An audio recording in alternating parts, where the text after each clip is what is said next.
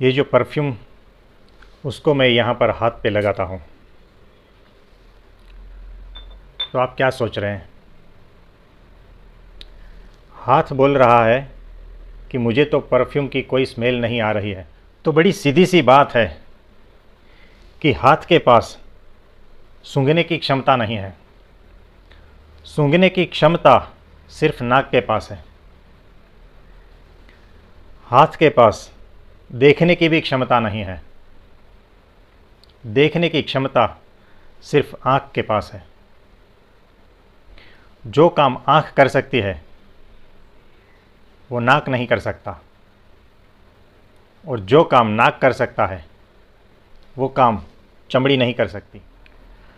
अगर तुम्हें इस संसार में परमात्मा नहीं दिखाई देता है तो समझना कि तुम्हारे पास उसे देखने की सही इंद्रिय नहीं है, उसे देखने की सही आँख नहीं है। वो दृष्टि जो उसे देख सके वो तुम्हारे पास नहीं है। तुम गलत इंद्रियों से उस परमात्मा को देखने की कोशिश कर रहे हो। जैसे ये मेरा हाथ, वो अगर कहे कि मुझे तो सूरज नहीं दिखाई देता, मुझे तो ये पहाड़ नहीं दिखाई देता, मुझे ये आकाश भी नहीं दिखाई देता, तो तुम इस हाथ को क्या कहोगे?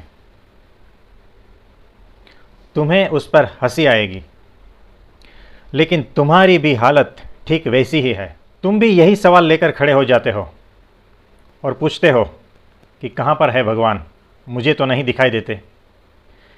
कहाँ पर है परमात्मा, मुझे उसका सबूत दो।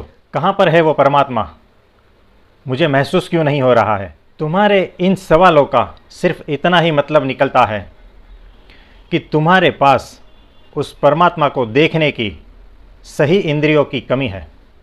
तुम कुछ गलत इंद्रियों के सहारे उसे देखने की कोशिश कर रहे हो।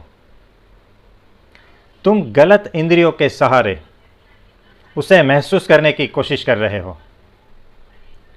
वो कभी संभव नहीं है। ये ठीक वैसा ही है जैसे तुम तर्क से उस तर्कातीत को समझने की कोशिश कर रहे हो।